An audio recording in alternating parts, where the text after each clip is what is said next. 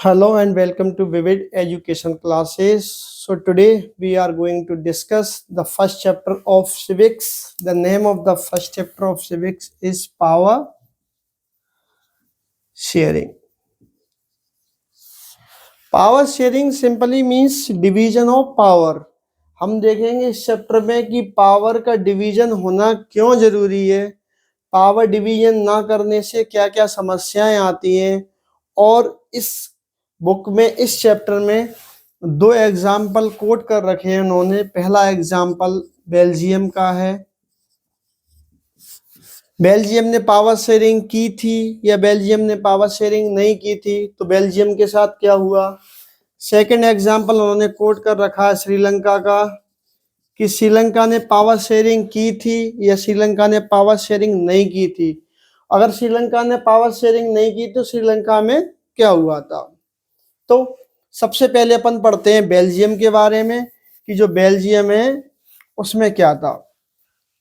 सबसे पहले जानेंगे ethnic composition of Belgium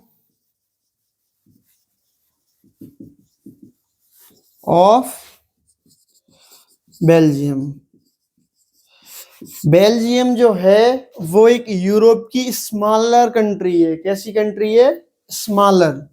Belgium is a smaller country of Europe.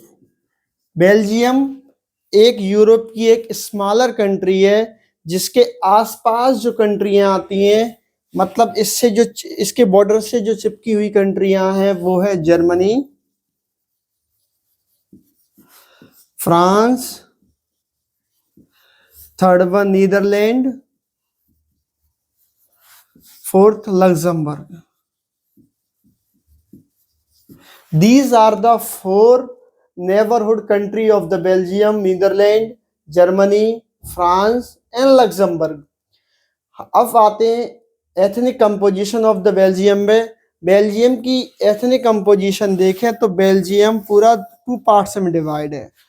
ऊपर वाले पार्ट को बोलते हैं फ्लेमिश रीजन, नीचे वाले पार्ट को बोलते हैं वॉलोनिया रीजन।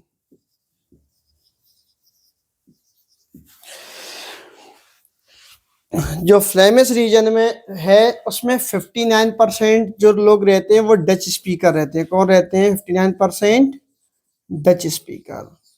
मतलब फ्लेमिश रीजन में 59% वो लोग पूरे बेल्जियम को टू पार्ट्स में डिवाइड किया है, फ्लेमिश रीजन और वॉलोनिया रीजन, जिसमें फ्लेमिश रीजन में 59% डच स्पीकर रहते हैं, जबकि रेस्ट जो है जिस इलाके को वॉलोनिया रीजन नाम दिया है उसमें 40% कौन रहते हैं? French speaker. कौन रहते हैं? French speaker. 59 और 40 99 कैलकुलेशन में, जबकि 1% जो लोग बचे हुए हैं वो जो है वो जर्मन बोलते हैं। कौन सी भाषा बोलते हैं? जर्मन। इट मीन्स कि जो बेल्जियम है उसमें 3 भाषाएं बोली जाती हैं, डच, फ्रेंच और जर्मन। 59% डच बोलते हैं जो फ्लेमिश रीजन में रहते हैं, 40% फ्रेंच बोलते हैं जो कि वॉलोनिया रीजन में रहते हैं, 1% हैं वो जर्मन बोलते हैं और वो अलग अलग जगह पे सेटल्ड हैं। This is the ethnic composition of Belgium. Paper में 3 मार्क्स के लिए सवाल आ जाता है, what is the ethnic composition of Belgium. तो सिंपल से ये फैक्ट याद करने हैं और सीधे सीधे फैक्ट को लिख के आना है। इसके बाद अपन देखेंगे इसकी एक कैपिटल है। किसकी कैपिटल है? बेल्जियम की। बेल्जियम की कैपिटल है ब्रुसेल्स। बेल्जियम की जो कैपिटल ब्रुसेल्स है उसको 2 भागों में डिवाइड कर रखा है। इसमें 80% जो हैं और 20%। जो 80% जो हैं वो कौन से हैं? फ्रेंच स्पीकर हैं। कौन से हैं? फ्रेंच बोलने वाले। जबकि 20% जो हैं वो कौन से हैं? डच बोलने वाले। तो ध्यान रखना, हमने एथनिक कंपोजिशन पढ़ी है 2 अलग अलग जगह की, एक बेल्जियम की कैपिटल जो ब्रुसेल्स है उसमें। ब्रुसेल्स में 80-20 का रेशियो है, जबकि बेल्जियम में 59-40 और 1 का रेशियो है। Now we are going to discuss, हम पढ़ते हैं एथनिक कंपोजिशन ऑफ श्रीलंका। इसके बाद आएंगे अपन समस्याओं पर, इसके बाद आगे। तो श्रीलंका के बारे में जानते हैं। श्रीलंका की बेसिक नॉलेज पता होनी चाहिए आप लोगों को कि श्रीलंका एक एशियन कंट्री है। सेकंड वन, श्रीलंका जो है वो एक आइलैंड कंट्री है।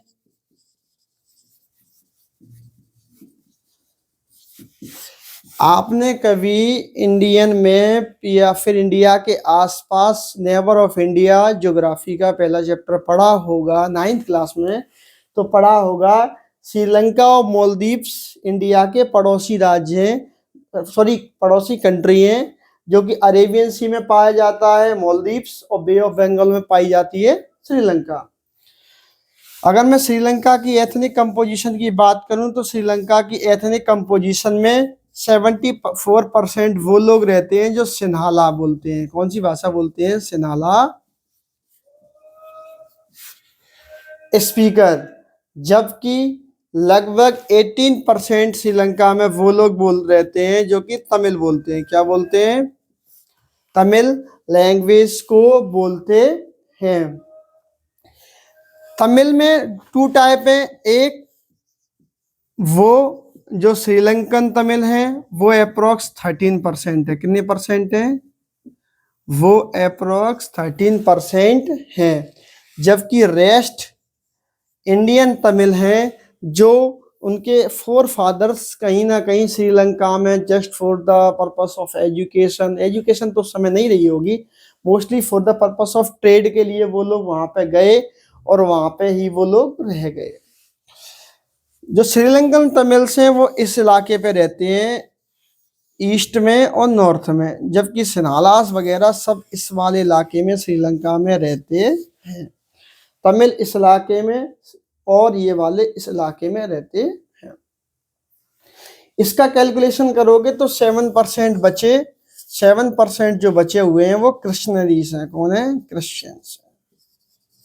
मीन्स जो टोटल लोग एथनिक कंपोजिशन ऑफ श्रीलंका है, एथनिक कंपोजिशन में 74% सिन्हालास, 18% तमिल, तमिल में 2 type, Sri Lankan Tamil, rest Indian Tamil जिनके 4 फादर श्रीलंका पहुंच गए थे।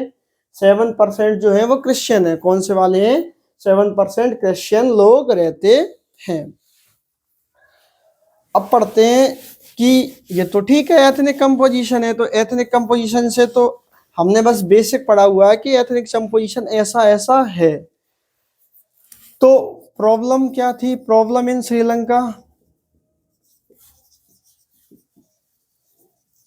अगर मैं श्रीलंका के अंदर अगर मैं प्रॉब्लम्स की बात करूं तो सबसे जो पहली प्रॉब्लम थी, श्रीलंका जो था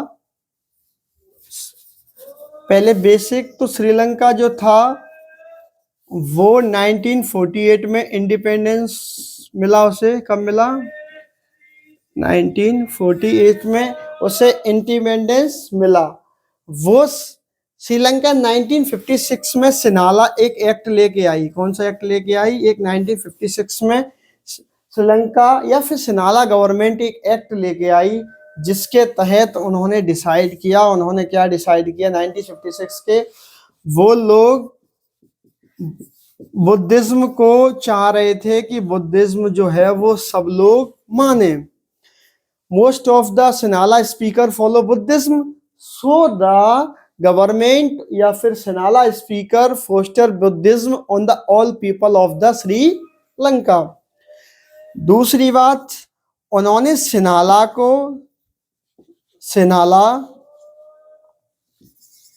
was declared ऑफिशियल लैंग्वेज।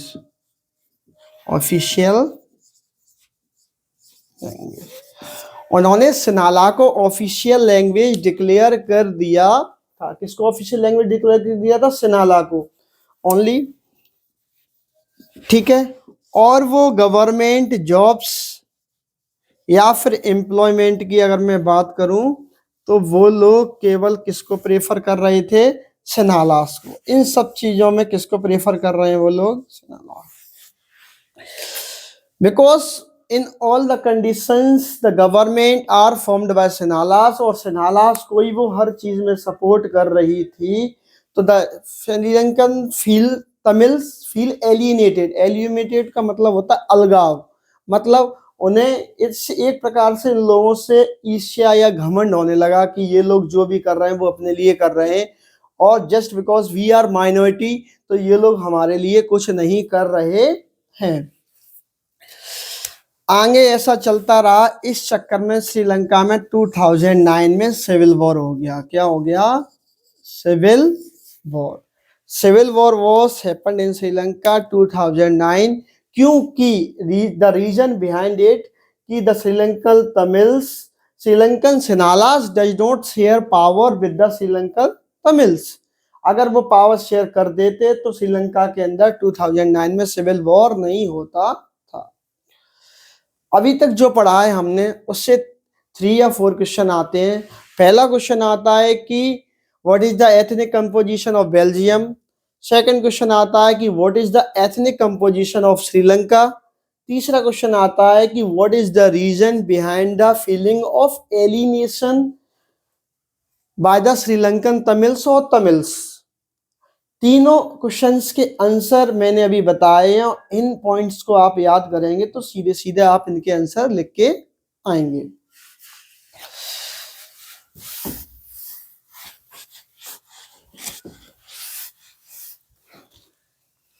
इसके अलावा अगर हम बेल्जियम की बात करें, बेल्जियम की अपन ने या हमने ऑलरेडी वीडियोस देखी हुई हैं, सॉरी वीडियो फिर हम इसको सॉरी पढ़ा हुआ है बेल्जियम को। तो बेल्जियम में हमने देखा है, क्या देखा है, बेल्जियम में ये लोगों ने सेपरेशन ऑफ पावर किया। क्या किया? सेपरेशन ऑफ पावर किया। किस चीज का? Equal representation of seats the, of seat at the centre. Centre में इनने बराबर सीट्स प्रोवाइड की। किसको किसको? फ्रेंच स्पीकर को और डच स्पीकर को। एंड इनने जो प्रोविजनल गवर्नमेंट थी, प्रोविजनल गवर्नमेंट का मतलब जो वॉलोनिया रीजन में रहते थे उनकी अलग गवर्नमेंट फ्रेंच बोलने वालों की, और जो डच बोलने वालों की थी उनकी अलग गवर्नमेंट थी। तो उन दोनों को ज्यादा पावर दे दी गई, क्योंकि होता क्या है कि जो इंसान जिस भाषा को बोलता है वही इंसान उस भाषा को अच्छी तरीके से समझ सकता है। थर्ड, इन लोगों ने कम्युनिटी गवर्नमेंट बनाई। क्या बनाई? Community government. कम्युनिटी गवर्नमेंट में क्या बनाया इन्होंने? कम्युनिटी गवर्नमेंट में इन्होंने बनाकर ये क्लियर किया कि जो अलग अलग कम्युनिटी रहती हैं, जैसे कि एससी कास्ट, इंडिया की मैं एग्जांपल पे बात करूँ आसानी समझाए, एससी या एसटी या फिर ओबीसी, अलग अलग कास्ट की कम्युनिटी बन जाती हैं ताकि इनका रिप्रेजेंटेशन अच्छे से हो सके। जस्ट फॉर द रिप्रेजेंटेशन अभी इंडिया गवर्नमेंट एक्ट लेके आई थी, नारी शक्ति वंदन एक्ट, जिसके अंदर उन्होंने वुमेन को 33% रिजर्वेशन लोकसभा वगैरह में देने की बात की थी। ठीक है, दीज, क्योंकि इन लोगों ने separation of power clear cut किया था, इसीलिए बेल्जियम में टॉपिक रहता है अकोमोडेशन ऑफ बेल्जियम, है ना। तो बेल्जियम का अकोमोडेशन बेल्जियम में आसानी से हो गया और इनमें किसी प्रकार का डिस्प्यूट या किसी प्रकार का सिविल वॉर स्टार्ट नहीं हुआ था।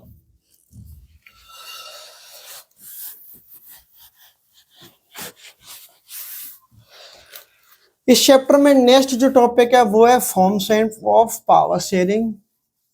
Forms of power, forms of power sharing में फर्स्ट है what horizontal division of power.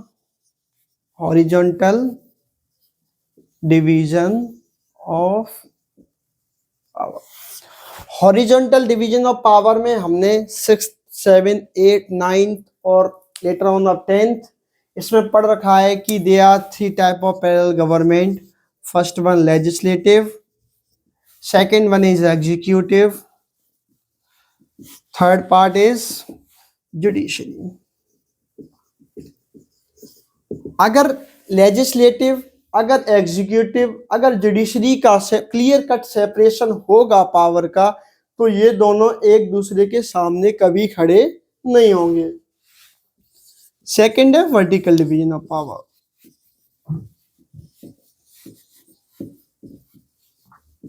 जिसमें हमने देखा एक प्रकार ऊपर सबसे अब सेंट्रल गवर्नमेंट होती है, उसके नीचे सब स्टेट गवर्नमेंट होती हैं। जैसे सेंट्रल गवर्नमेंट एक, तो स्टेट गवर्नमेंट कितने 28 स्टेट हैं, तो 28 स्टेट के लगभग 28 स्टेट गवर्नमेंट। इसके बाद आती है लोकल गवर्नमेंट, कौन सी आती है? Local government. तो पेपर में सवाल पूछता है कि फॉर्म्स ऑफ पावर शेयरिंग बताओ, horizontal division of power, vertical division of power, ये सारे इस टॉपिक के अंदर इंक्लूड होते हैं। Rest will be look into the next video. Thank you so much for watching the video.